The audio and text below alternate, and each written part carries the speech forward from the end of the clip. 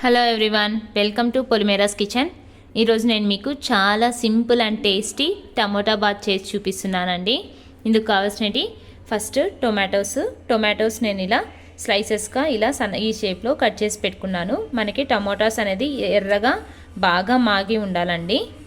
అలాగే ఒట్టి మిరపకాయలు, జీలకర్ర, చెక్క, లవంగం, గసాలు, ఎండు కొబ్బరి తురుము, ధనియాలు, సరిపడేంత సాల్ట్.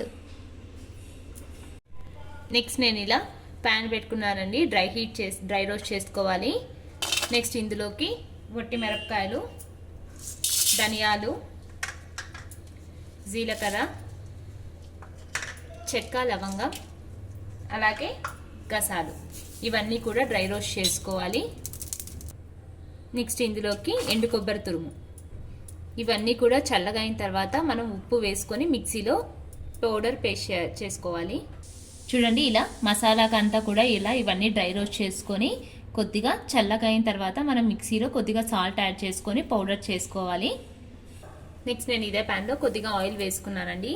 ఆయిల్ హీట్ అయ్యాక ఇందులోకి శనగపప్పు, అలాగే కొద్దిగా మినపప్పు, ఆవాలు, జీలకర్ర వేసుకోవాలి. చూడండి, ఇలా పోపు వేగాక ఇందులోకి మనం సన్నగా కట్ చేసుకున్న టొమాటోస్ యాడ్ చేసుకోవాలి. చూడండి, ఇలా టొమాటోస్ అన్నీ కూడా యాడ్ చేసుకొని ప్లేట్ క్లోజ్ చేసేసుకొని లో ఫ్లేమ్లో మనం టమోటాస్ అన్నీ కూడా మగ్గిచ్చేసుకోవాలి. చూడండి, ఇలా టొమాటోస్ అంతా కూడా బాగా మగ్గిపోతున్నాయి.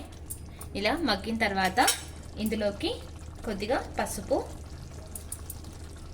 అలాగే మనము డ్రై రోస్ట్ చేసుకొని కొద్దిగా సాల్ట్ వేసుకొని ఇలా మెత్తగా మసాలా అనేది రెడీ చేసేసుకున్నాను.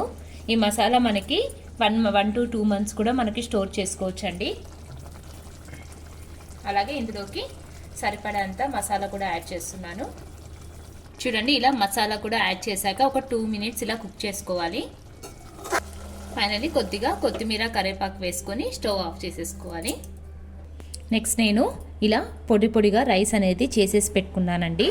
ఇలా పొడిగా రైస్ చేసేసుకున్నాక మనం ఇందాక ఆల్రెడీ మసాలా చేసి పెట్టుకున్నాం కదా, ఈ మసాలా అంతా కూడా ఇలా రైస్లోకి యాడ్ చేసేసుకొని బాగా కలిపేసుకోవాలి.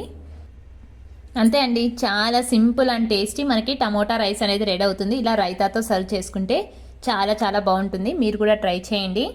నా ఛానల్ మీకు నచ్చినట్టయితే లైక్ చేయండి, షేర్ చేయండి, సబ్స్క్రైబ్ చేయండి. Thank you.